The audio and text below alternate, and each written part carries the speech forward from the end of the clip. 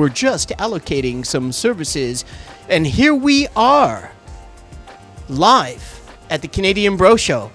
My name is Paul Bale. I'm the founder and host of the Canadian Bro Show. We have a very special episode today. It's episode 73, and it is extremely special because we have for the second time in 2 episodes consecutive, we have the first female bro on the Canadian Bro Show. And we also have, for the third time back, one of our Canadian Bro legends of Kitsilano. And that's not Johnny. Of course, Johnny will probably try to get the credit. But the handsome gentleman to Johnny's right is none other than the legend comic book maestro, that is Mr. Keith Bickford for the third time. And, we're going to just talk about Kitsilano. We're talking about Kitsilano in the 70s and 80s. And all 4 of us are doing a reunion on the comic book shop of Kitsilano on 4th and Cypress, where both Marianne and Keith Bickford worked at one point together, and Johnny and I spent an absurd amount of money going in there on a regular basis next to Videomatica, and myself to my grandmother and uncle's vitamin store that was about 200 yards up the street to get my free... It was a free ice cream. It was called the Mr. Incredible, and it was unbelievable. But in the meantime, off to Johnny, the co-host of The Most. Thank you for joining us, everybody. This is a comic book reunion, and we're all together, and it's remarkable. Johnny, take it over. Sure.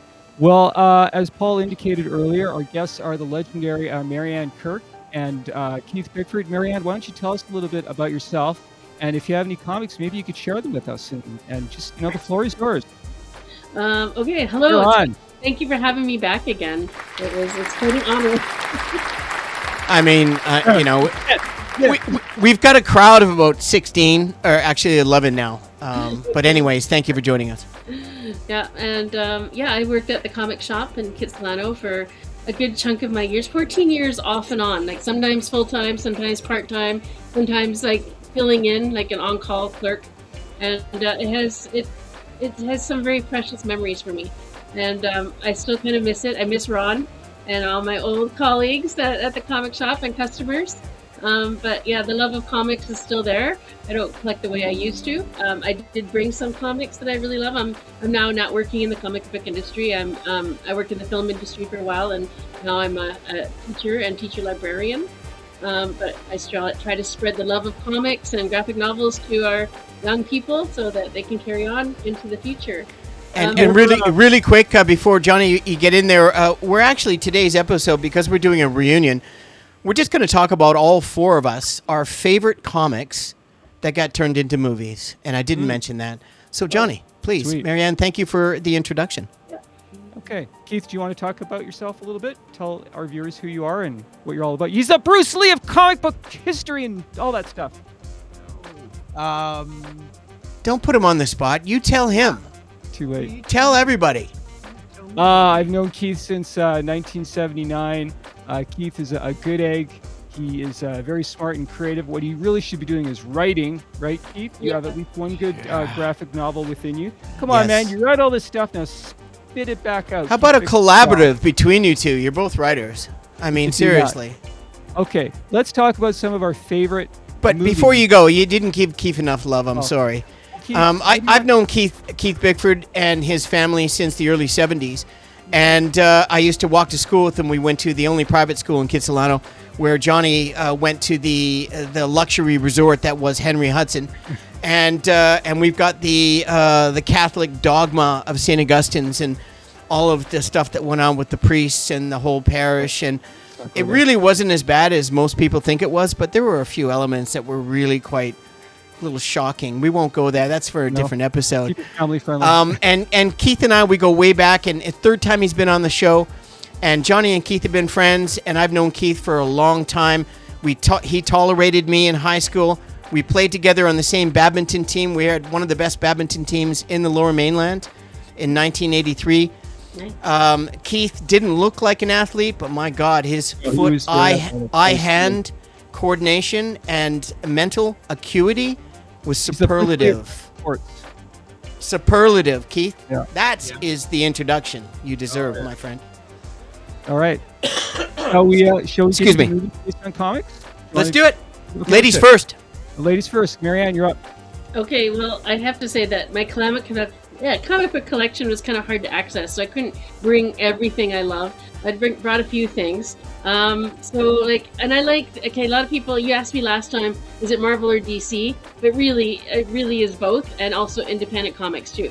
Yeah. So in the little time I had, I'll just bring a few of them. So some Marvels that I found quickly. I loved when they did big crossovers like Contest of Champions. Wow. If you can see that. Yeah. Loved reading like Hulk, and there's one of my favorite Hulk sub characters, Doc Samson. I really liked Doc Samson. Look, Keith, she's got proper plastic covers. Well, yeah, Wow. I should take them off. But anyway, X Factor, X-Men. So I really liked that, and Spider-Man, of course, and Daredevil, which I couldn't find mine right now. It was just so hard to find. And then before I get into DC, I just wanted to do some of my favorite independents, which I just happen to have some of here. That reminds me of Peter like David. The Wildstorm The Authority, and from Wildstorm Comics. I love fantasy, so I love like ElfQuest. Wow. And there's some independent stuff people I never heard of, things like The Realm, just because I love fantasy so much. And I love like there's one company called Innovation that did like TV shows like Dark Shadows and Beauty and the Beast from the 1980s. The one with let's see, what's her name? You know. So out of Hamilton from the Terminator. out of any of those comic books, is there one comic book that you remember when you were younger that actually got turned into a movie that you really appreciated and was looking for that comic book to be turned into a film? What adaptation that made you the happiest, and what's the one that disappointed you the most? Okay, so I guess like I was really into Justice League, and so that Justice League movie I was like really anxious about for a good reason, and so it had moments, but overall kind of disappointing when you really like the old stuff. So What about the Zack Snyder version? the 9-hour version. okay, so Justice League, yeah, it was better, except I didn't like the ending. 9 hours? I thought it was 4 or 5 hours. It's 4 hours, yeah. It's really long. Man, that's it was crazy. better, it made more sense, and it had more cool moments, but it still was just so, like, it wasn't the Justice League that I loved, and I really liked the animated series, too. Oh, yeah, so good. I really Justice did, League but Unlimited. of course, I watched still Saturday morning cartoons. I really liked Young Justice, which came out much later, and unfortunately it's no longer. It was on HBO. I really thought that was a bit more close to what I would remember reading and loving about those comics. Marvel movies, like when the first Avengers came out, like I just loved it so much. And like a lot of the Marvel movies, the Iron Man movies, especially the new Spider-Man ones. So they do, of course, I don't have to go on here because you guys are way more experts on that. But they've done well for a reason. They're really good to watch. And I'm glad to see DC is finally starting to step up a bit better in terms of like their cinematic offerings. And hopefully that'll continue into the future. So I did like the new Superman. But kind of old school. I kind of really like old stuff. I'd love to see a World's Finest like TV series, or some of the animated stuff has been excellent. Sandman, the new I love the Sandman TV show. Sandman. I don't know if I can see that. Yeah, that's pretty cool. Yeah. Anyway, there's a lot of stuff like that. I would love to see like more crossovers. I really like the Phantom Stranger. I have a really old. Get more bang for your buck. Yeah. So really, really classic stuff. There we go. Crossovers. That's going into my first one. Look at that. I was almost going to bring Swamp Thing out. Books I and actually You got some. have to call him Wetlands Thing now. Oh, because of the wokeism? Yeah, you can't Yeah. use Lord. Swamp anymore. I don't know if you watched manga at all, but like this is a superhero one, Tiger and Bunny, and they did a really good anime. Well, it was anime first, and then they also have manga. But like that's a superhero one that they were gonna make in Hollywood and do it as a live action. It's a good cop buddy, buddy cop kind of superhero cartoon show, anime. But yeah, and so there's so many things that are just so cool. And of course, my other favorite. I'm also a big Transformers fan. So some of those movies were better than some of the other ones, but I'm enjoying still seeing some. They've done what, 5 Transformer I think films? Bumblebee was probably the best one. First one, was that the first one? Yeah, Bumblebee was one of the more recent ones. Yeah, Oh, I Bumblebee's see, one of the more okay. recent ones, and then Rise of the Beasts, which I liked as well. I thought it was okay. Of the original ones, Michael Bay ones, I think I kind of like the third one and fourth one's the best. The Dark of the Moon. With Mark Wahlberg. That's my Mark Wahlberg. Yeah, Bumblebee is really watchable. So yeah, there's lots of stuff that's made into films or TV that I really like based on comics. It's just so exciting. I really love crossovers. So one of my favorite crossovers is when like Justice League does stuff in the other Earth 2 realm, but also this one. I'd love to see this done, and of course they have a new one. The Marvel DC crossovers. Wow. Oh, sweet. I've seen that. That is very cool. The Avengers one with Kurt Busiek and George Perez. That would be really cool to see that done as animated or live. You But can hurt yourself reading that. that. Don't drop that on your foot, Marianne. Right? Pretty heavy. But yeah, there's lots I couldn't bring up. Like old DC Comics Presents. I love that stuff. Well, you did a fantastic job in the first 6-7 minutes. So amazing. It's just almost too much to talk about. You could go on and on about all the independent stuff, and Well, that's why we try to do the show in an hour so we can get it out there, and people really enjoy that. There's a lot of comic book geeks still out there, and we're not the only older adults that still enjoy comics and still enjoy the genre. And who would like to go first? Johnny, are you going to let Keith go first? Yeah, you want to talk about some? Keith's got some graphic novels here. Okay. Yeah, he's always got some good stuff, man. Prepared. And that was very interesting, eh? Thank you very much, Marianne. I appreciate that. yeah, that was only a tiny slice, but yeah. No, it's great. I mean, a tiny slice is better than no slice, right? And these are the only ones that I could find comics I know that of. feeling. Some of the other stuff I sold. But you know, like He sold out. Lawnmower Man. What? Yeah, Stephen King. Cool. Oh, cool, man. Came You out know in the they- 80s or late 70s and Yeah. didn't get made into a movie until much later. Right. Raiders of the Lost Ark. Nice cover. Oh, there we go. That's Yeah, I think Star that's Wars right. comics too. Tomorrow's Star Wars Day, so may the 4th be with you. They're not brother and sister. What There it episode was that? That's Return of the They're Jedi. Jedi. What number though? So that'd The be one 6. where everyone's related to everyone. Very small. It's a very small galaxy. The Ewok-ish. Ewok episode. They didn't have any prophylactics in the in that galaxy at that time.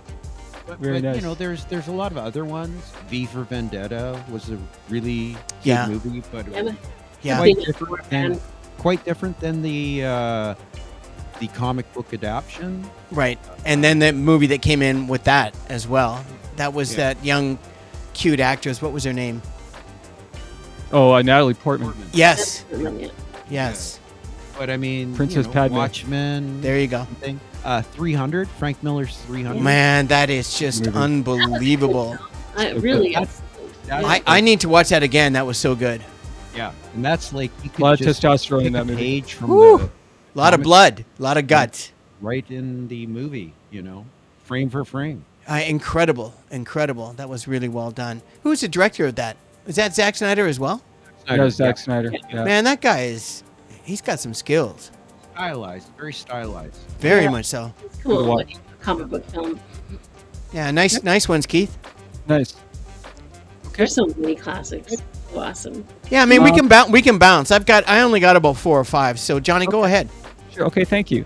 I'm going to go with a movie that I think blindsided a lot of people because it was sort of an underdog. 1988's Blade, the first installment of the Blade franchise, directed by Stephen Norrington, who kind of fell off the map after The Legend of what was that movie? Sean Connery, The Legend of Extraordinary Gentlemen, The League of Extraordinary. Oh, The Gentlemen. League. It was a total Right. bomb. I Yeah, never saw, but I heard it wasn't very good, and apparently it's terrible.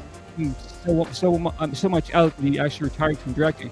Wesley He Snipes- hated Sean Connery hated the filming and the film so much that he tried to get out of it in the beginning, and they were going to sue his ass, and he tried to find every single way to get out of it, and he had to finish it. And his character in the comic. Why did he book sign up for it? was Not what he expected. Money, most likely. Wesley Snipes stars as Blade, a human with vampire strengths but not their weaknesses. Win-win. Who battles other vampires. Supporting cast includes Stephen Dorff as Frost, the legendary Chris Christopherson, and the first 10 minutes of this movie is just Amazing. absolutely mind-blowing. It's like one And filmed in Vancouver, by the way. goes into the nightclub and everybody's a vampire, and it's just one of the most stunningly choreographed, and the music and all the blood. And the movie, again, I just went into that movie, I didn't know what to expect. I didn't know anything about Blade. I never read Tomb of Dracula. I never liked horror comics. A pretty obscure character, and it's one of the first Marvel movies that really, stayed faithful to the source material, other than the Hulk TV series from the 1970s. Yeah, that's One of my all-time favorite movies. really good pick, Johnny. And the fact they made 3 just shows you how successful and well received the trilogy was. And soon thereafter, Wesley Snipes forgot about paying taxes in the Western Hemisphere and disappeared for the better part of 9 years in prison. I didn't know that. Yeah. Oh, yeah. We have all kinds of tidbits here at the Canadian Bro Show podcast. Full of useful information. Yeah. Comic book films. Do you guys remember Tank Girl? I remember we got free previews for that. Oh my God, I got a story. I don't even know if I can say it on this show. Comic. I don't know if it was good, but it was pretty close. It was excellent. I like Thankful. It was for a low budget for what it was. And the lead, she came in out of nowhere, took over, movie. And what's his name? and then disappeared. Lori Petty, was it? Lori Petty, yes, the legendary Lori Petty. And I was working at the Hotel Meridian when they were all living at the La Residence. The Hotel Meridian is now the Sutton Place Hotel. I believe it's still the Sutton in Vancouver. Yeah, it is. And I was working in the Girard dining room. It was like a really fancy, Michelin star, 5-diamond French restaurant, right? And Lori was in there with everybody else at the bar at the end of the night, just getting hammered, right, after doing a long shift. And if I was single, I might not be telling this story. And it was very interesting. We had a lot of movie stars stay at the Hotel Meridian in that 5 years, and she was great. She was charismatic. It was a successful film. It was kind of reminded me of Buckaroo Banzai. Yeah, I like that movie too. Yeah, everybody did, and that's the kind of wherever you go, there you are. Yeah, and anyways, that was just a little tidbit of information. I don't know who brought that up, but fantastic. Johnny, what else you got? Okay, this one is actually a fan film. It's only about 10 minutes long. It's called The Punisher, A Dirty Laundry, based on the Marvel Comics anti-hero The Punisher, a.k.a. Frank Castle, great name, starring Thomas Jane. Here's a little bit of the story. In a rundown neighborhood, Frank Castle wakes up and exits his van to get his laundry done, hence the title. On his way to the coin-op laundromat, he witnesses a street gang stop and confront 3 prostitutes before Goldtooth. The gang leader takes one of them to the back alley where he beats and assaults her. Despite her screams from a distance, Frank minds his own business and places laundry in a washing machine until finally decides enough is enough. He goes across the street, he buys a bottle of booze, and all hell breaks loose. I mean, it's in and out. It's like a trailer that was made into a movie. It was made on a very minimum. I think Thomas Jane paid for it himself, and he did. This was prior to him. He was battling for the role, for the lead. You need to see this on YouTube. Yeah, he was battling for the lead, and there was another big player, maybe 2 more. And Ron Perlman is in it also. Thomas Jane actually did 2 Punisher movies. Wow, yeah, I liked him as the character. He's a great actor. You find this fan film? It's on YouTube. Okay. Oh yeah, check it out. Just look it up. Pretty good fan films lately, and some of them are fun. YouTube's got a ton of good stuff. I saw some really good, like one with Star Wars crossed over with Justice League fan film once. Oh, I haven't seen that yet. You just reminded me. Just the other day, I saw live action Super Friends. It's absolutely amazing. It was an AI yeah, and they have Christopher Reeve as Superman, and Linda Carter as Wonder Woman, and Adam West as Batman. I saw that one last year. Yeah. It's so good. Oh my God. And they have the Wonder Twins. It's absolutely amazing. Like CGI or AI or whatever. Yeah. One or the other, but it looks absolutely terrific. I don't know. Boy, some people have deep pockets. They can get these things produced. You have a movie, Paul? You want to share with us? I do. And again, I apologize, you guys in Kelowna. I don't have my comics with me. They're in my safe at my in a country I can't talk about. It's a third world country. It's close to a second world country. It's one of my many passports, and I'm just not allowed to share that because apparently Star Wars #1 and the right one. If you get the 35-cent, Keith will know this. Maybe you guys will know it as well, as opposed to the 30-cent one, in primo condition at 9.98, just sold for about $3,800. So I can't disclose those because I've got 1 to 15. But this particular comic, I didn't know what it was. I heard about it. I saw it. I knew it was from the 1940s, and this was a re-release of the 1940s, The Shadow. Oh, And then this was the re-release in 1994. Well, it was actually before that. The Shadow came out, and of course, 1930s. Johnny, you'll love this. 1930s New York City. The Shadow. And it's Alec Baldwin, our favorite actor, that I'm surprised nobody's beaten up. Battles his nemesis.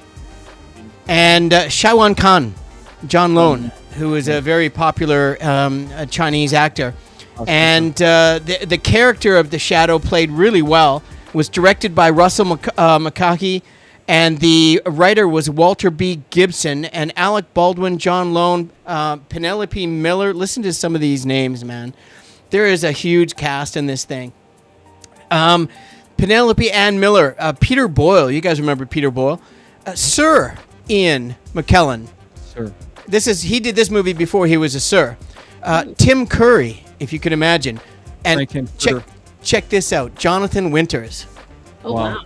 I mean, like an episode of The Love Boat. That's 1994, and then I looked up the comic because my comic was a reissue.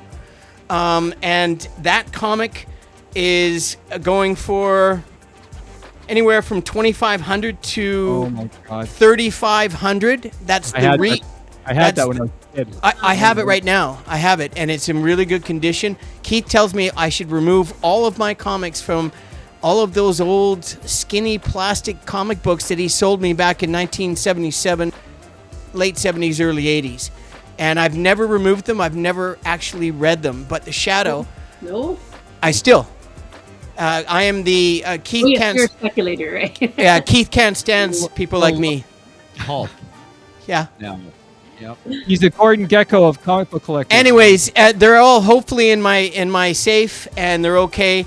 And I love this comic book. I love the darkness of it. I love the avant-garde, his name, the character's name, the fact that he was a gangster, and he was an assassin, and he was also a drug dealer. Mm-hmm. And everything that I look for in a human being. So would that be your two most valuable comics you have, Paul? That would be just one of the ones I can remember out of my 150 plus comics I have in this secret location. Okay. And that's only number one. That's the only one I have of that. And all of the ones that I have will be all number ones. And some of them are obscure and some are less obscure. But it's just going from my memory. Yeah. Right? I think my oldest comics, other than Gold Key Star Trek from the 60s, I have some old Supermans. I remember the Enterprise had like flames coming out of the cells as it was the artifact through flames. Like, but the comic I have is actually the show. They just had photographs that they drew from. I don't think they ever actually watched the show. What is that? And what about you, Keith and John? What are your most valuable comics in your collection that you know of? I sold all my comics to Keith back in the day. Really? Okay. For song too. That's okay. I don't have hard feelings about that. No, I'm just A shopping cart full. The past is the past. What's your most valuable comic book, Keith? Yeah, what's yours? What's the one that's your retirement fund? It was Cerebus #1. Oh, that's right. Yeah. Dave Sim. Oh, he's brought that up before, man. It's like 10 grand or something. What? Really? If I got it slabbed, graded properly, it would be probably worth that much. Wow. So the one I just talked about is the I looked it up on eBay because I was just curious on what the worth, because I know the comic's in excellent condition, even though it's in the same bag that Keith sold to me, and which is not a good bag. It's not sturdy. What's that, Keith? When did it come out? I'll tell you right now. So this Shadow #1, it's his character's name was Lamont Cranston. I love it. Mm-hmm. The Margot Lane in DC Comics, 1973. That name sounds familiar. Mike Kaluta was the artist. I do remember Mike Kaluta, yeah. And the one that I pulled was a 9.8, so I think mine's probably a 9.5. Wow. Close. And this one here is in excellent condition, and there are ones worth more than this, but this right now you can buy on eBay for, if you win the bid, for about $350. Goodness. Yeah, so it was really curious, and this was the same one. I don't know if you guys can see it, but do you remember the turquoise? Yep. Very nice. That's a Oh great yeah. couple. Yeah. And I just, You brought mine. Don't mess with that. well, I bought it from your shop, from you. I remember specifically because you said you had a bunch. I said, look, what do you got that like nobody's gonna think that it might be worth something, because I was a speculator. And he said, oh, what are you after? I said, I really like ones, even if they're reprints, because it just looks nice. Original. That's an original comic. I know. I didn't know that. And it only cost me I think it was $28 or something. But I got it from another comic book shop. Not yours, but another one in Vancouver. I think there was 3 or 4 going at that time in various places. Didn't want to go to East Van, even though East Van one was really good. But fascinating stuff. And that's mine. And Marianne, you're up next. Another movie. I was going to say, what's the question? Well, we're just talking about our favorite comics that ended up being movies, and you still think about them today. Favorite adaptations, Marianne? Adaptations. Like I said, some of the animated stuff has been better than some of the live action stuff. But I remember when we were at the comic shop, one of the few perks that we got, well, I should say there was a lot of perks, but minimum wage job, was that we often would get free passes to comic book films. Oh, that would be excellent, man. that we saw. Comic book com and all that stuff. I do remember seeing that Shadow film, and and 300. It was good, man. It was really good. I thought it was pretty good. 1994. I just remember that they'd throw things at the audience like prizes, and I remember one. I think you, Keith, got beaten in the head with a water bottle from that one. No. What? I I don't know this phrase. in our group, and I never won anything. Won But scuba diving lessons at one of those things. Did you really? Are you serious? That sounds like fun. They should do that again, man. Seriously, that is. I remember seeing the Batman films with Michael Keaton in those years as well. Oh, those are good, eh? Yeah. So yeah, some of Iron them. Man. Yep, The Iron Man? The first one? the first one. Second one? That was good, man. That first one was really good, eh? And that began everything. So you're going, wow, this is done really well. Although I think I like Iron Man 3 better than Iron Man 1 or 2. I don't know. I just like Iron Man 3 is really underrated, I feel. Yeah. And 2 is overrated. 1's probably the best, Second one right? was good, but there's too much of not enough Tony Stark for my money in the second one. There's too much of Sam Rockwell. Yeah, that's true. Yeah, I just like the way I thought some of the dialogue, I remember it stood out to me as being really funny and clever, and I liked the relationship with the kid. And Yeah, it was very paternal. It was very sweet. character. Very sweet. You saw Tony Stark's sweet side. And I love that he was That's Tony for not- most of the movie. That isn't He was Tony relying on his Stark's brain comic more than book, his though. That's right. Iron Yeah. Man suit. He's not very paternal. I mean, can you see the two actors chewing the scene up against each other, though? It's like, they bring in someone like Sam Rockwell as just an absolute demon. He'll heat up everything, and then he'll start dancing, and nobody can deal with it because he's charming, he's smart. And I don't know if you ever saw the movie, the 7 Villains. They did a movie where they were all different types of villains. Man, it's just incredible. But going back to that... the Monaco race car scene where Happy throws the suitcase and Tony steps into the suitcase and he turns... Oh, my God. Like, that is my all-time... It's incredible. Really I mean, good. that's...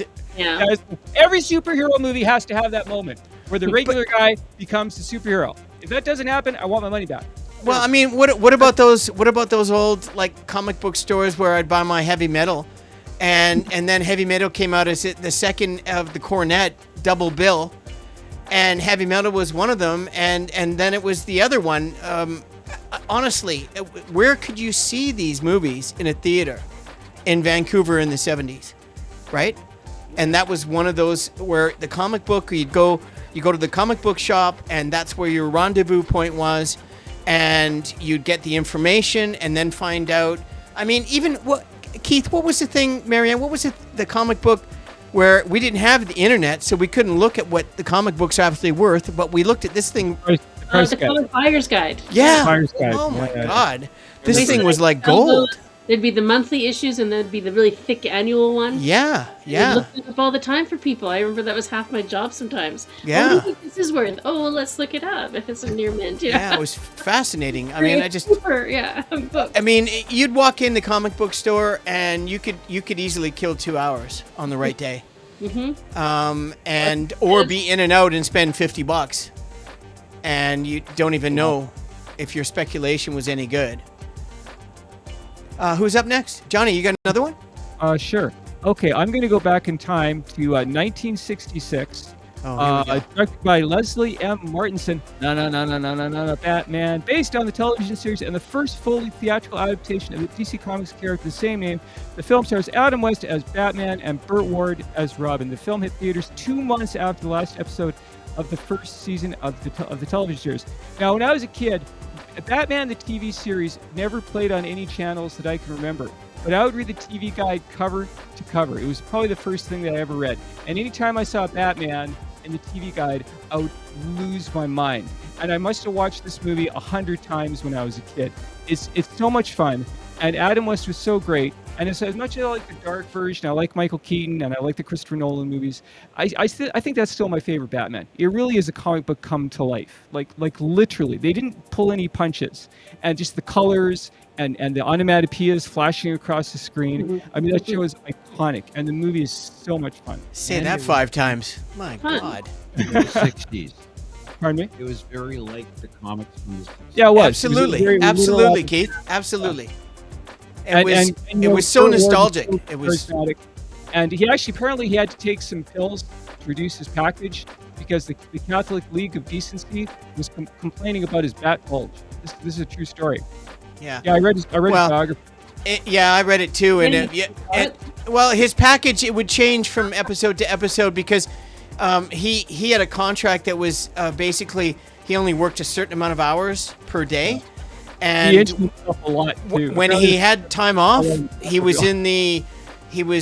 had a numerous how shall I say, dialect coaches and on set in a variety of different RVs, and he would go in to get just to work on his craft.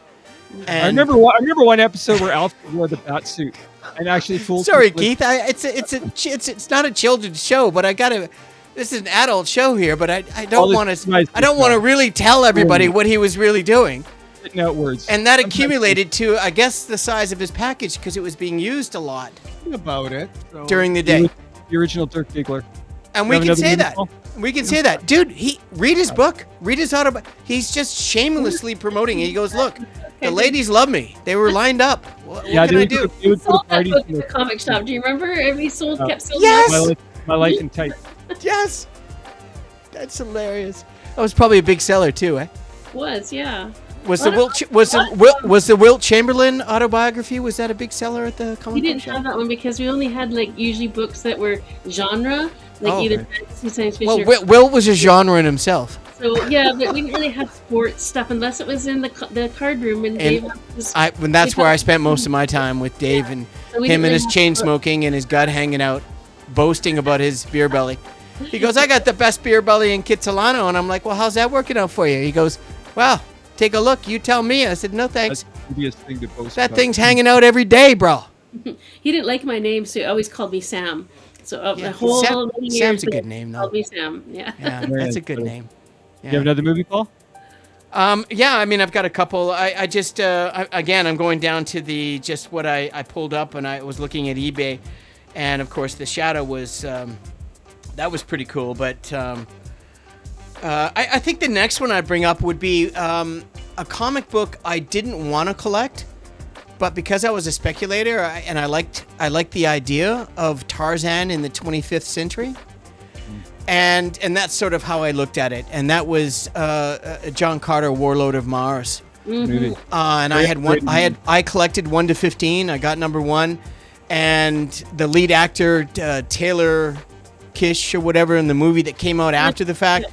It was actually, the comic book was really cool. It was about this guy in loincloths somehow being in 25th century, and he's on Mars, and all these alien prehistoric dinosaurs. It was just a amalgamation of pure fun science fiction. One of the very first films my wife actually brought up, and she said, there's this guy, he's a very handsome guy, he's running around butt naked with huge dinosaurs, and he's in Mars.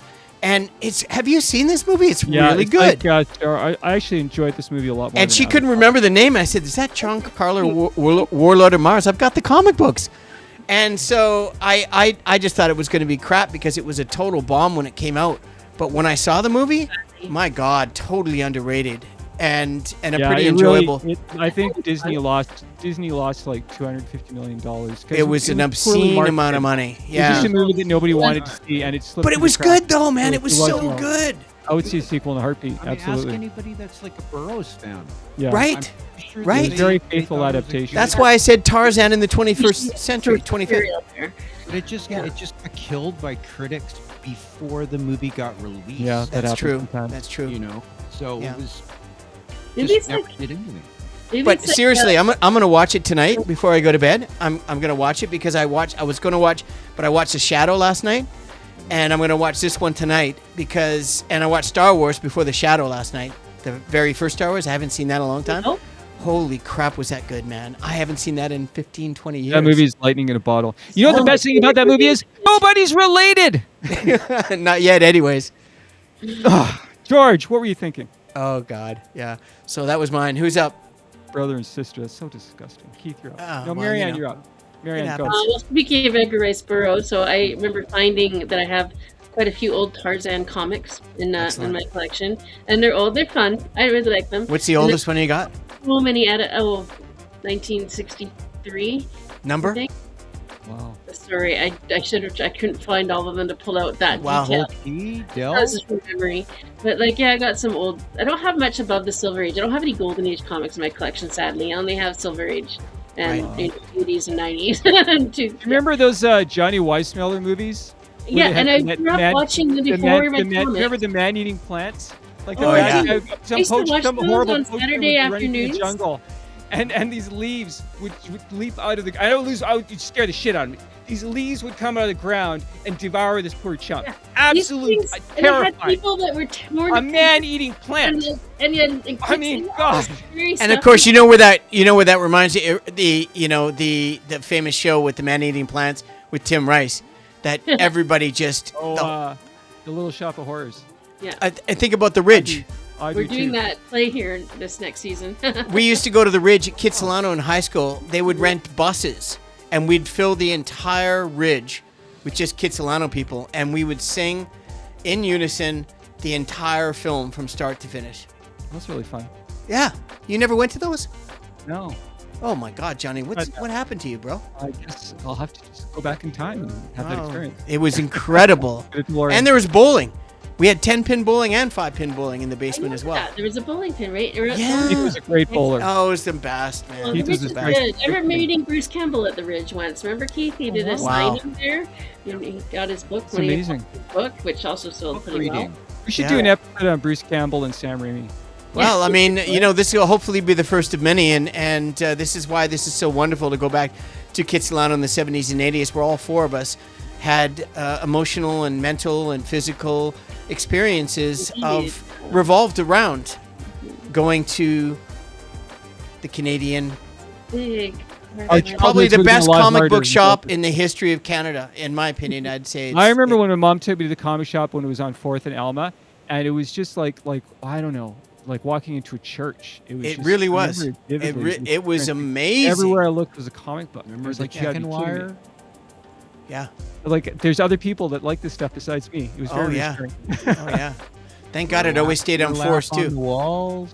There Yeah. used to be a lot more like niche stores though back then. Do you remember White Dwarf Books? It was all just science fiction right at the bottom of at Alma and 10th, and Yep. all sorts of niche stores you could find your peeps there. And There were a lot of used bookstores back in the day. but You now- know, back there, Point Grey Road, though, was an extension of Kitsilano. So when you went past Alma and you went up the street, you had the Varsity Grill and you had the Dunbar Theater and the Varsity Theater. And I mean, it's just so much more history going back in the 60s, 70s, and 80s, even in the 90s. I always loved the smell of old paper when you walked into a bookstore. They all had a smell that probably some people would not like, But to me, it felt like I was going back in time. Do you know who won that didn't have a smell? It was Black Swan. Was always clean, and they had incense, and they always had an air freshener, and the place is always meticulously clean and well organized. And never saw that. When I went into Dave's comic area in the bottom, and he was chain smoking the whole time, it was like, come on. In the card room, yeah. Podcasters, Paul Bale. Oh no, I'm serious. He calls me up and he goes, Paul. He goes, I know your mom cut you off from allowance. You always complain about it, and you're working and you have money. I've got something for you right now. I think I told this before. He said he had 3 Michael Jordan rookie cards that he's pulled. One was only a 5.5, the other was an 8.5, and the other was maybe a 9.5. And he goes, I'll sell you all 3 for $100 right now. Do you have $100? I said, I do, but I'm in the midst of buying a new stereo system with Pioneer and receiver. the cards are now worth $50 billion. Oh my God! So the one that was a 9.5, I go to there, I take a look at it, I got the $100, and it was the biggest mistake I ever did. I could have bought I just buy all 3, but I got the 9.5 and a 10, perfect, sold for $6.5 million. Oh man! About 15 years ago, and so they're still going ballistic. But that's one time I didn't listen to Dave. I'm sorry, Dave. Do you still collect cards to this day? I do, but to a lesser extent, because when you're married to an Italian and you have an extraordinary amount of fiscal responsibility, I can't even buy a Slurpee. That's a good. We don't want diabetes. No, I don't. But thanks for asking. If my wife watched the show, she'd laugh. She goes, well, you spend it elsewhere. And whatever. Anyways. Who's next? Keith, you up next? Do you have another movie, Keith, you want to talk about? Movie? Your favorite comic book that was turned into a movie. Winter Soldier. Oh, that's on my list. You stole my... Which one? What did he steal? Captain America, Winter Soldier. Oh, but I knew, Johnny, you brought it up before on one of our past shows. You love that show. Yeah. I think it's the best. It is. It's so good. It's like is it the best what? The best of that series or the best? It's the best of all the Marvel movies. Yeah, I think so too. Really? It's so smartly written. It's Why like though? a Tom Clancy novel with the superheroes. It's not like a superhero movie. It's like a spy thriller.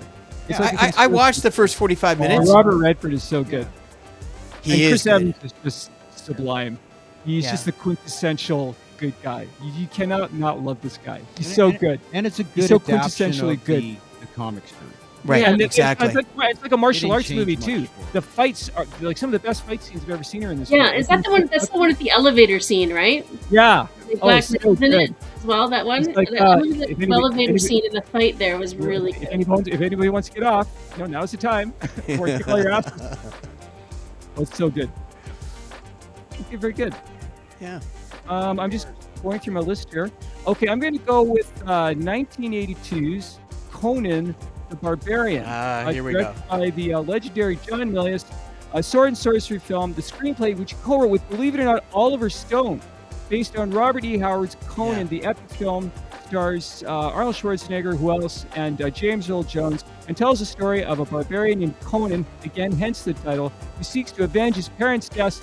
The hero is always avenging their parents' deaths. That's every single superhero practically has that motivation, or the uncle, or the babysitter, whatever the case may be. At the hands of Thulsa Doom, great name for a villain, the leader of a snake cult. My mom took me to this movie in 1982, and it's just such an old school good versus evil, like unapologetic. Schwarzenegger is very underrated as an actor. I feel he's very funny. He has a good. I think one of the reasons why he's so successful is he comes across as arrogant, but he also comes across as self-deprecating. And you really see that like when he gets drunk and he falls asleep in his suit.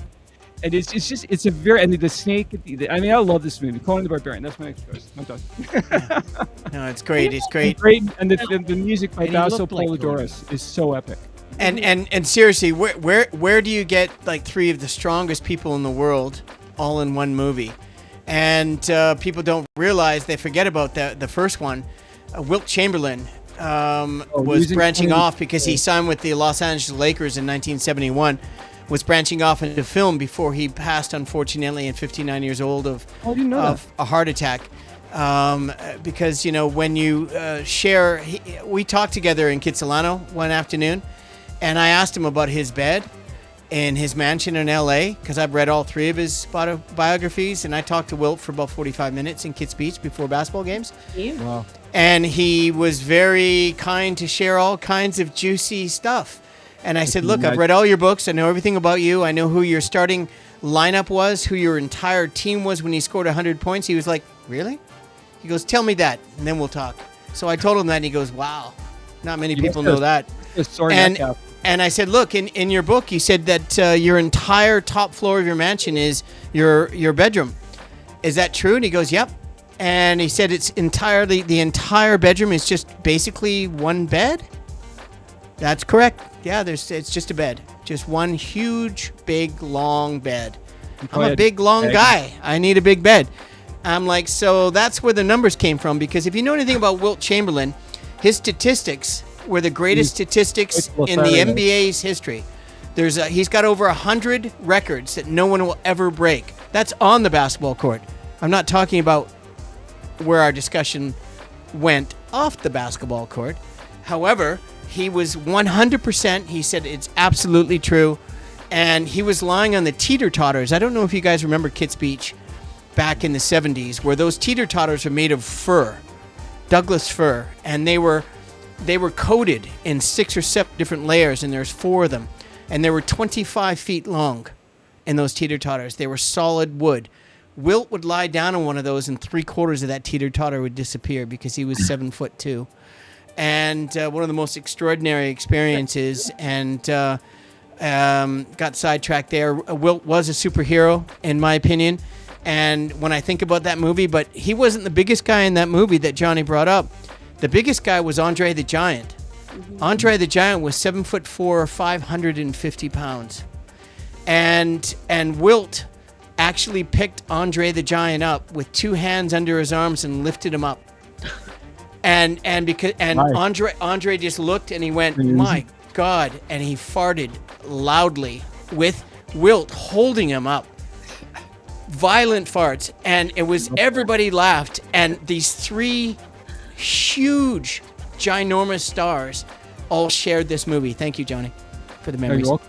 No worries. They wanted John Milius back for the sequel, but the studio wanted to make a family-friendly Conan, so John Milius said no, thank you. Right. You got another one, Marianne? Oh, well, I was about to just ask something else. But please, no, you're going to ask. What were you going to ask? 2 things. Well, I was just going to say, I was surprised. I didn't realize Wilt Chamberlain, so young, so athletic, died of a heart attack. 56. He was so fit. And he was the strongest 7'2" man in the history of the world. He was an athlete. He could run 100 meters in 4.25. He had a 50-inch vertical. His body was built like no other human being. What's that? Never mind. Go on. 50-inch vertical, like 5 feet. He could stand and jump 5 feet. So he could touch the top of the rim with both hands, just standing under the basket. Holy just moly. Touch. Like, I mean, it's insane. So how did that, anyway, I don't want to go into it too much detail, but it's seems surprising that he would, succumb to heart failure. Yeah, I mean, it's just that you imagine the amount of blood that has to pump through this man's body. He played every single game as a professional basketball player. He played 48 minutes a game, and he never took a break, and he never got injured. And he never fouled out of a basketball game, if you can imagine that. People who are unusually tall tend to have short lifespans. Mike Crichton was very tall, and he died at a young age. Yeah, I mean, that's true. A lot of larger people, that is very true. Yeah, no doubt. Anyways, it's just an amazing story when you talked about that. Keith, who do you got? What do you got next? Oh, I thought it was my turn next. Oh, was it your next? Sorry. Oh, Marianne. Just wanted to add to that last one is that I really liked Conan the Barbarian, but I actually liked Conan the Destroyer a little bit better. Yeah. I found it more watchable and more concise and more, I don't know, there's just something about it. Lauren Schuler Donner, I remember, was producing it, but I can't remember if it was who directed it. Richard Donner? Probably. I don't remember. Anyway, I just liked that second one, but then again, remember I told you from last time that I was a big fan of Lady Hawk, so I liked that. Well, Lady Hawk was good too, eh? But yeah, as for movies, oh man, I just lost my train of thought too. I did get to finish the Tarzan one, but I'll say that I used to watch all the ancient Tarzan movies. It used to be on KBOS on the afternoon. Jungle Theater. I like the new one, the newest with Alexander Skarsgård and Margot Robbie quite well. It was really well done. and didn't really get really much traction. What a nice Tarzan combination of movie actors, eh? One of the fantasy elements, like Tarzan, the books have like T-Rexes and pterodactyls and these unexplored territories. They don't do that in the movies. They keep them grounded. I'd like to see more a fantastical Tarzan, because if you read those books, they get wilder and wilder. Like the new technology, we could see Little that. people. What was that kingdom where everyone's like the atom? Pellucidar? The little Pellucidar people? from Gulliver's Oh Travels. my goodness. You should do that. I think you're thinking of Lilliput, wasn't it? The Lilliput. Oh, that's Well, that was way before, yeah. yeah. Okay, Pellucidar, yeah, from Edgar Rice Burroughs. And as for adaptations, speaking of Andre the Giant, I know it's not a comic book, but I really love The Princess Bride. Yeah. And love the book. I love the book, but the film is just still brilliant to this day. So here's another true story. Rob Reiner, who was the director, unfortunately passed rather terribly. Chilling. Massacred by his drug-addicted son. Awful. And what an amazing dude. And his film, that put him on the map. He'd done many films before that and was a very talented director, writer, producer. And so filming that, going back to Andre the Giant, because everybody loved him. And he's just a lovable, big, huge man. And he is known for, on record, but they don't post it, for the longest fart recorded. Accidentally. Yeah, he farted. It was 16 to 18 seconds. No one has the exact. It was the loudest fart. It reverberated. People say they heard it in different counties, and they had to stop the film. And the director looks over, shakes his head, and looks over at Andre, and he goes, "You okay there, pal?" He goes, "I am now, boss." And that was just one of the legends, right? Because he'd go out and drink 125 beer, 6 bottles of wine, and eat for 10 people. Wow, And take everybody out every single night. Drinks and food. Wow. Every single night. This is what this guy did. Wow. So it made for an amazing movie and an amazing human being and very special chap. I love him. Is he still alive or No, God no. Come on. Okay. I couldn't remember. Rodents of unusual size. Well, going back when you're 7'5" at 550 pounds, my goodness, you're lucky to get. I think he passed in his mid 40s. But going back to being big and a lot of these big guys have giantism as well, and you don't stop growing unless you take the necessary drugs. Anyways, who's up next? Very good. Okay, well, I'm going to go with the mother of all superhero movies. To this day, an absolute timeless classic, 1978 Superman, portrayed by the legendary Christopher Reeve, is the first of 4 installments in the Superman film series starring Reeve as the title character. Directed by our favorite director, Richard Donner, written by Mario Puzo of The Godfather. I forgot about that. Yeah. Another writers also contributed to the script. Tom Mankiewicz did the final draft. An ensemble cast including Marlon Brando, who was paid $3.7 million. Yeah, Apparently he had all his dialogue like on the set, like written on pieces of paper. Like, come Napkins. on, Napkins. if someone's paying me $3.7 million to act in a movie, I'm going to learn my lines. He didn't care. He didn't want the movie. He only took it for the money. It depicts the origin of Superman, including his infancy as Kal-El of Krypton, son of Jor-El, and his youthful years in the rural town of Smallville. Disguised as reporter Clark Kent, very charismatic Christopher Reeve, he is very convincing as the two characters. He adopts a mild-mannered disposition, I love that word, in Metropolis and develops a romance with Lois Lane. Chris Reeve and Margot Kidder, probably one of the great screen romances of all time. And these two really, really were just wonderful together. Well, while battling the villainous Lex Luthor, Gene Hackman. I saw this movie, The Capital 6. I was 12 years old in 1978, and it was like an out-of-body experience. I knew everything about this is the first movie that I knew everything about before I saw it, because I was reading Starlog magazine cover to cover, and DC came out Starlog magazine.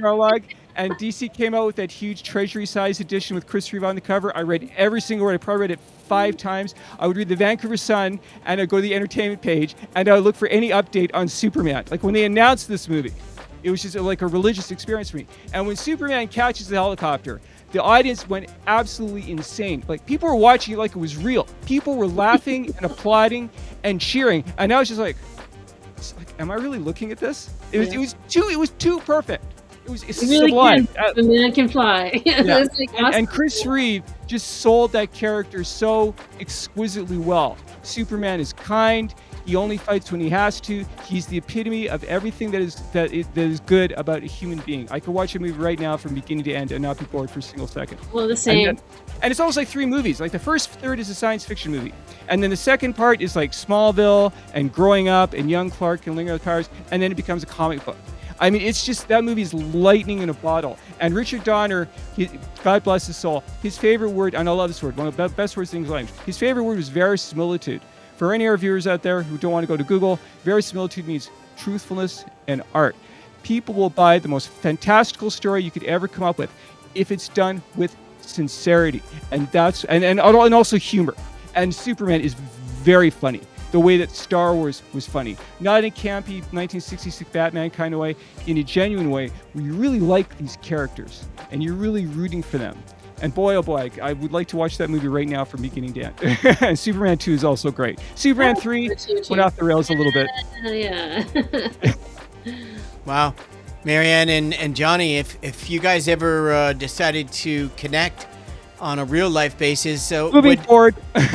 would your marriage, would it be cosplay? Would it be, you're both dressed as Superman, or would it be Paul, one Superman and one Superwoman? You're a little out of line, bro. Let's move forward. No, I'm just curious. I think, yeah. I don't know where that came from. Do you have another movie, Marianne? Pardon me? Do you have another movie or TV show that you want to talk about? Well, I got lots of it in my head, but please go ahead. Keith's turn. Yeah, I think it is Spider-Man 2. Oh, yeah. That one I used in my thesis, too, along with Superman. It's one of the best ones, and Spidey, there is like a Christ figure in that one. In Is that when Sam Raimi was still the director? Or was... Yeah. He did the first 3, and was it Doc Ock and had Gwen Stacy The third in one it? went off the rails a little bit, but it's still great eye candy. That scene where he's like with the subway trains. Oh, right. Well, that's incredible, yeah. Really iconic, heroic scene. I don't know too many other superhero movies that have done like true heroism and self-sacrifice as well as that scene. It was really well done. Yeah. Like Sam Raimi obviously was a fan. He obviously read those comics as a kid. And that's why the good movies are the ones that stay faithful to the source material. Yeah. The ones that suck are when the writers come up with their own ideas, and very often that doesn't work. And I don't understand, like, why are you making this movie? Why are you bothering investing in this movie and then just going off and doing something that's completely different that nobody wants to see? It's probably because you got multimillionaire producers that are putting stuff in their ears and saying this is where the direction we want to go. Right? Yeah, exactly. More often than not. Money talks, right? 100%. They can do better than the original writers. They can tell better stories. Right. Not so good. And the scene where Toby's running down the street and he, rips off his shirt. Like, I remember him getting goosebumps when I saw it. Like, oh my God, this is the comic book come to life. Like, every pixel was absolutely perfect. Any other CG was a little bit fake in some scenes. But, if the story's good, I'm forgiving when the production values are don't quite measure up to what they should be. What matters at the end of the day is the story and the characters, and if you're emotionally invested. Yeah. Good choice, Keith. Yeah, very nice. I could probably bring up a few more, but I think we've had a really good show. We're approaching an hour. I'm really glad we had this opportunity to do this, and it was all Johnny's idea. And Keith, once again, thanks for coming back, and Marianne, 2 in a row.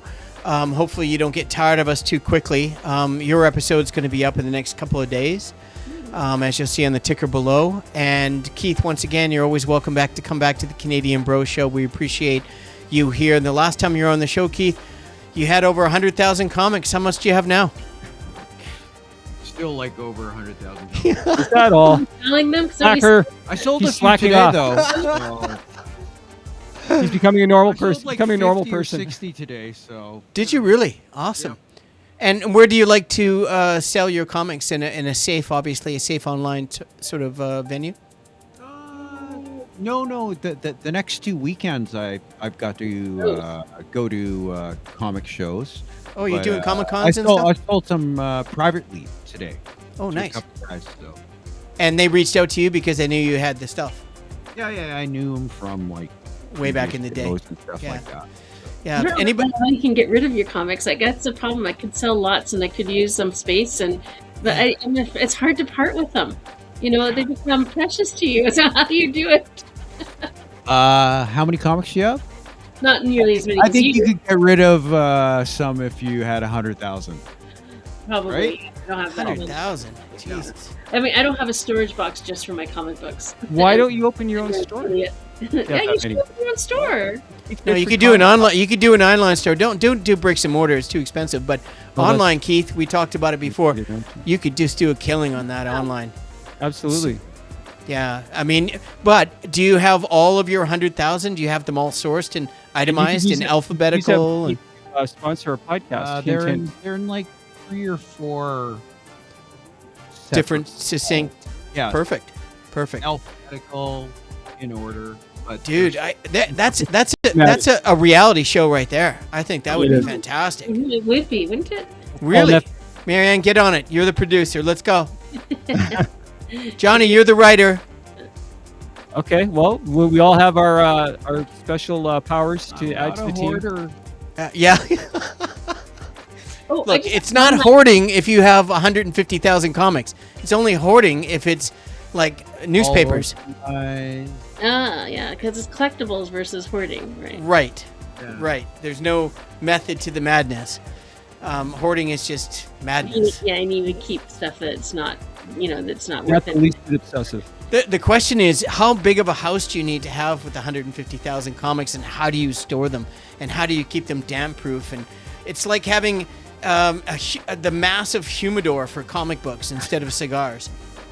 It's impossible. Yeah, and And it also keep them from being like flooded. I keep having floods in my basement. What I mean. One of the worst things is Comics mildew and moisture. Absolutely, yeah. Yeah. But in the meantime, everybody, anybody like to finish up the episode with episode 70 of the Canadian Bro Show? I think it was really nice and nostalgic, and for us to go back to the 70s and 80s of Kitsilano, where we all lived and grew up and had the experience of being a part of that just nostalgic, phenomenal history that is Kitsilano, and that is the, in my opinion, the best Canadian comic book store in the history of comic books is the store that we've been talking about many times over the past, and the history with Marianne and Keith working together, and Johnny and I spending all kinds of money in places like that, which I'd love to do. It was great, what's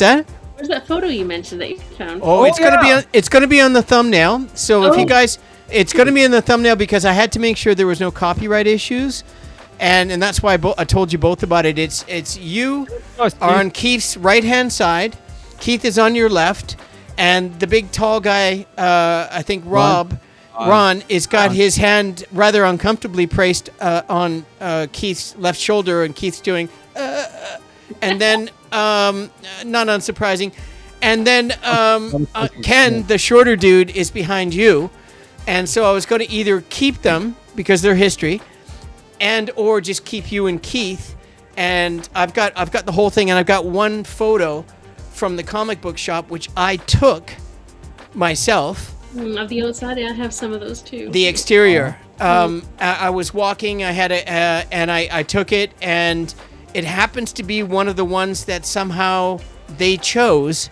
for the Facebook photo. And now I'm starting to think maybe it wasn't me, because I do remember the vehicle. It was an AMC 4-wheel drive green, really ugly dump of a 4x4 that was sitting right there. And I'll never. What's that? Mystery Machine. No? They were popular. They were popular, but they got discontinued because they were just garbage.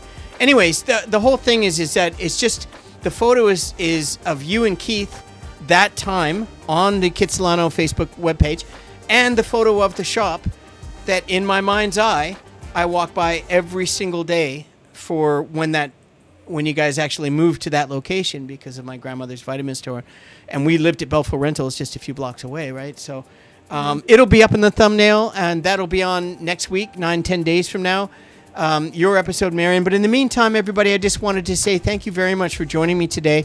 And at the Canadian Bro Show, my name is Paul Bale. I'm the founder and host of the Canadian Bro Show. Really exciting to have this opportunity to have Marianne and Keith and Johnny once again back. Johnny's the co-host of The Most. And all of us are a comic book we just love the genre. We love fantasy. We love reading, writing, and all of the magic that came from the 60s, 70s, 80s, and 90s, where in Kitsilano, that comic book shop was an extraordinary part of our life and our history and our memories. And we're here to share that, and I really thank you all for sharing that today. In the meantime, before we go, Johnny, it's always about Johnny. Just give me a sec, bro. Before we go, Johnny likes to do a couple of things in order to let the show continue on. Both are really important to the show. One is he's going to read some of his writing, which is amazing, and then he's going to do a pun.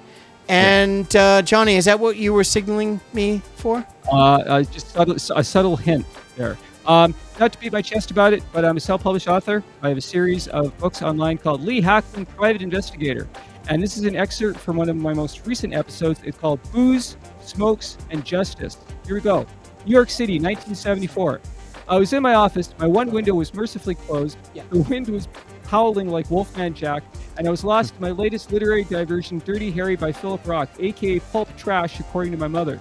The movie was lambasted by critics and adored by moviegoers. Movie reviewers must be the luckiest people on the planet. Few of them seem to exhibit a shred of sympathy for victims of crime. In my mind's eye, the elevator down the hall mocked me. No clients for you today, Lee. No clients ever again.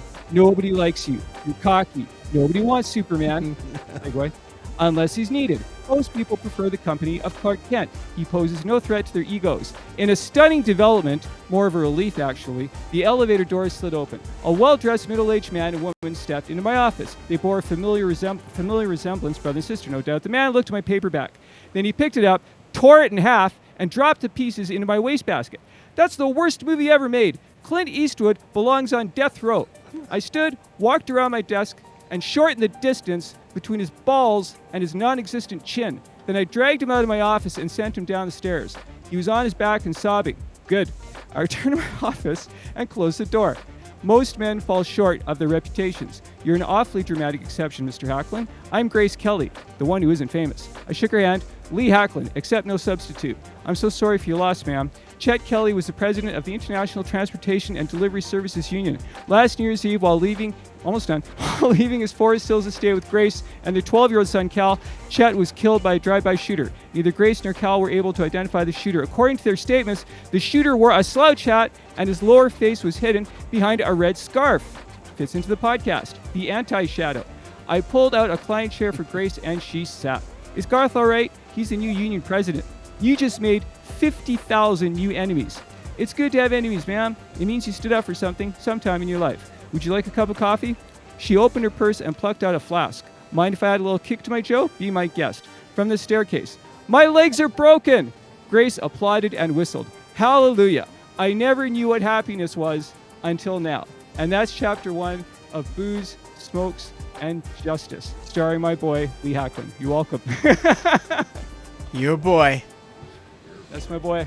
Once again, Thank you. At the end of the day, it takes a lot of kudos to get up there and write hundreds and hundreds of books. If you're interested, Johnny, tell everybody where you can be found with your literary talents on Facebook. My literary masterpieces, as I humbly describe them, are available on Kobo and Barnes and Noble. My email address is on the ticker. Anyone who's interested, time permitting, because I do have a full-time job other than being a self-published author, I'd be more than happy to email anyone one of my short stories.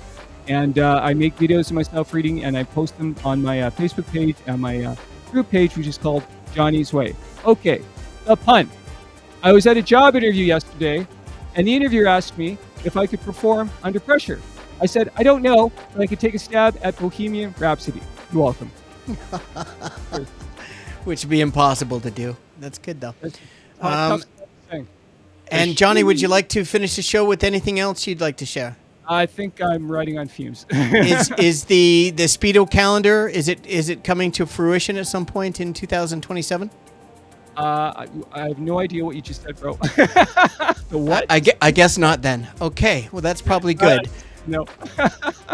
Anyways, once again, on behalf of the co-host of The Most, Mr. Johnny Leister and his amazing literary talents, and Mr. Keith Bickford. I've known Keith and Johnny since 1972.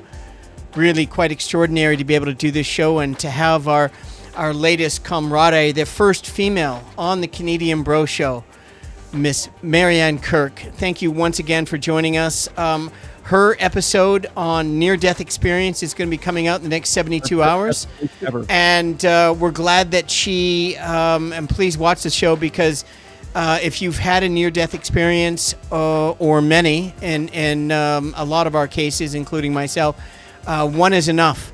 And it's important to hear about what happens to somebody in that type of situation. And it can happen to any of us and all of us. At the end of the day, thank you very much for joining us here at the Canadian Bro Show podcast.